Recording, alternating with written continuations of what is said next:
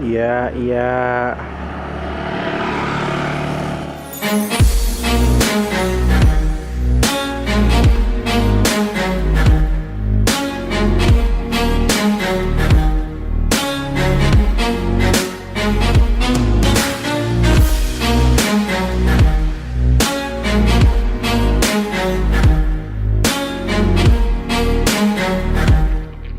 Kita mulai.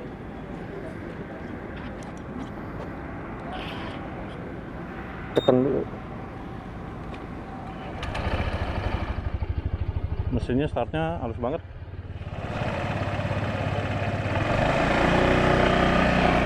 Langsung ya.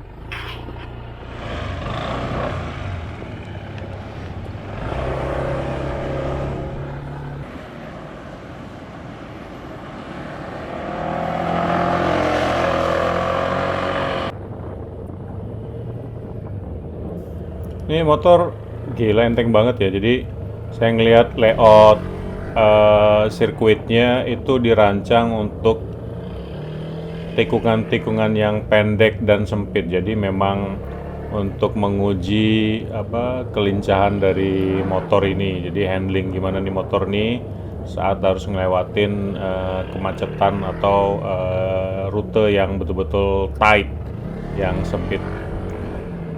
Maklum ini motornya kan kalau dari penampilan cukup gede ya dibanding Matic-Matic yang biasa harian kita pakai ya. Kayak saya biasa pakai Spacey. Ini jelas Matic ini gede saat dilihat maupun saat didudukin. Nah, tapi saat lewat rute jalur yang sempit nih, nih kayak ini enteng dia masuknya. Dan nurut banget saat harus lewat tikungan-tikungan. Pada saat straight, memang saya nggak berharap banyak, maklum beratnya di atas berat normal manusia, tapi enteng banget nih. Saya coba handling sambil berdiri nih ya. Nurut aja dia, nggak susah. Ini kalau di jalanan normal kan hampir nggak mungkin ya kondisi jalannya begini, tapi motor masih mau aja tuh saya paksa tekuk. Ini sambil berdiri nih, saya paksa tekuk, tikungan, ngisi dia.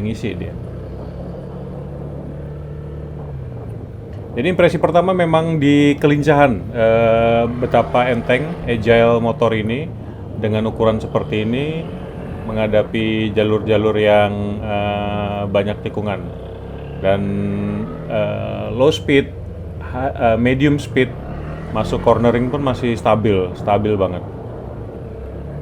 Tinggal nyali kita aja nih. Saat naik ke rem yang loncat ini kan ban selama beberapa saat nggak menyentuh tanah, dan saat itu traction controlnya bekerja, jadi saat mendarat juga nggak ada gejala macam-macam ya. Mungkin juga karena speednya masih terbatas, tapi oke banget. Iya, iya.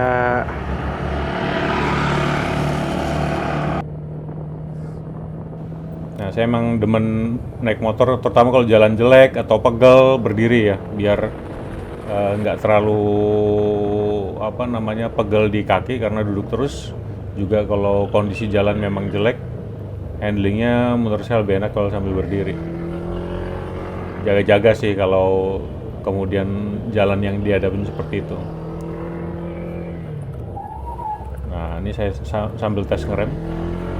Ini kondisi treknya basah ya, jadi karena habis hujan.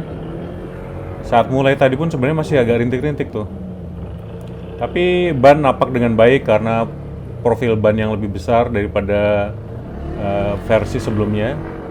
Jadi lebih mantap untuk pengereman juga meskipun dipaksa, nggak ada gejala lari.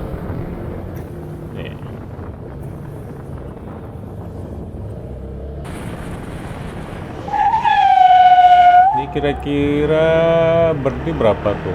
10-15 meter ya di kecepatan 40-50-an. Jadi motor ini memang ajib dari segi handling, enteng, brakingnya oke, looks oke, performance oke. Asik.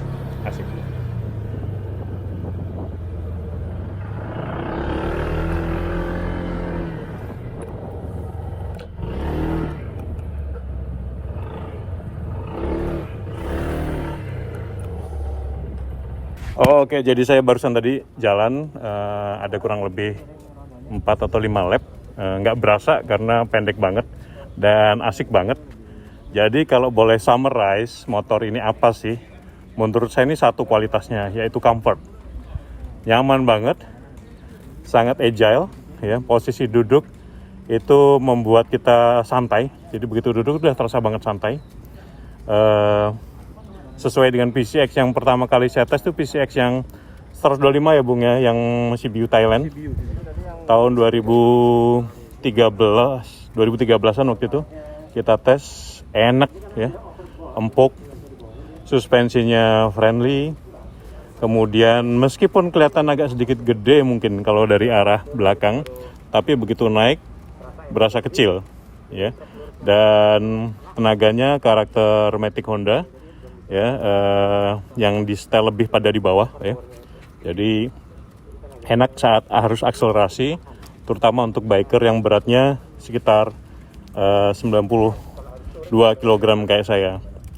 Jadi in overall, oh ya, suspensi oke, brake-nya ini seri yang saya pakai ini apa sih? ABS ya, apa CBS?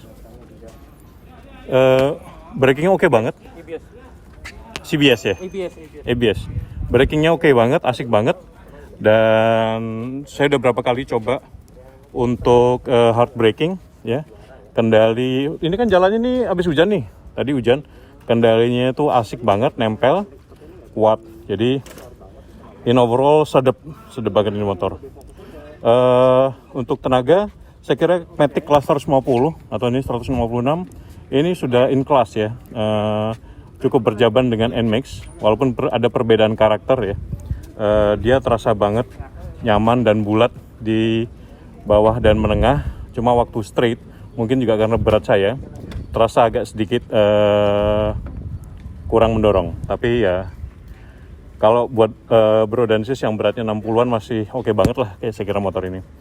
Suspensi cakep, rem ala Honda oke banget. Nggak ada getaran yang tidak perlu, vibrasi sangat terjaga dengan baik ya. Jadi untuk harga 30 juta ini worth buying. Untuk CBS, yang ABS juga, ABS 33 ya Bung ya. Ini menarik untuk dimiliki dan bisa jadi alternatif penting nih untuk dipertimbangkan di kelas comfort 150 cc ya. Selain NMAX, NMAX terutama yang baru. Kekurangannya apa ya?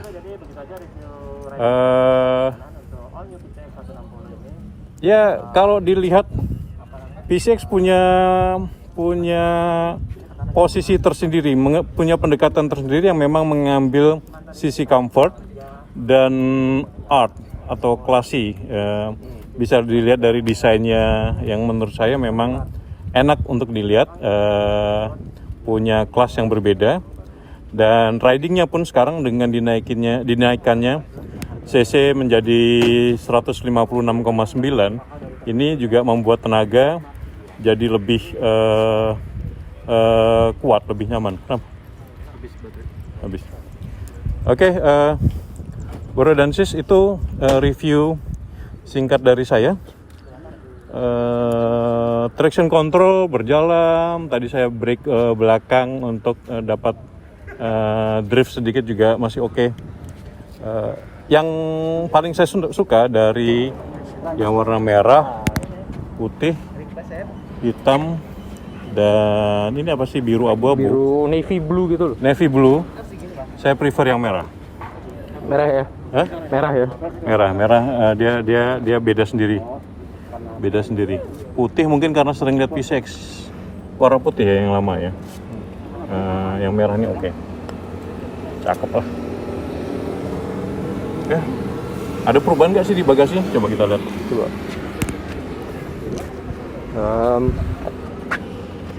Di on. Wah. Bisa buat mandiin anaknya. Sayang ada lubang-lubangnya, tutup dulu. Iya. Bisa 2 helm nggak? Nggak bisa ya? 1 helm ya? Satu. 1 helm. Mungkin helm 3/4 kali di sini. Kali. Iya. Tapi kurang lebar kali. Ya cukup lah kan.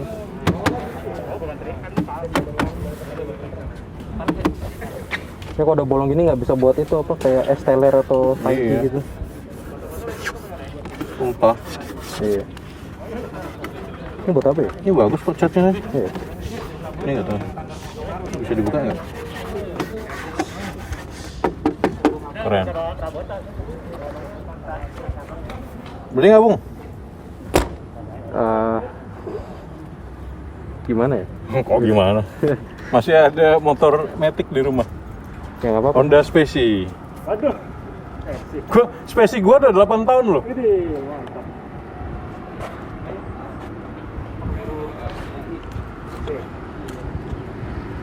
Keren. Jadi mikir deh.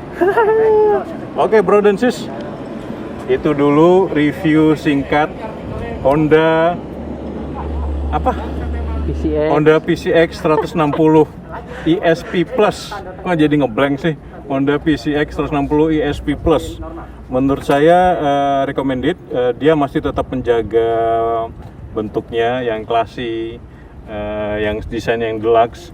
Plusnya sekarang adalah performa mesin yang lebih nampol, yang lebih ngisi, dan mungkin cocok buat saya yang beratnya agak di atas rata-rata. Itu dulu. Siap-siap yang buat berminat untuk inden karena ini akan segera meluncur ya. Targetnya setahun itu 240.000 unit terjual atau sebulan 20.000 unit. Gila. 20.000 tuh unit ya. Jadi siap-siap jadi bagian dari proud squad of PCX. PCX 160 owners. Mantap. Oke. Thank you.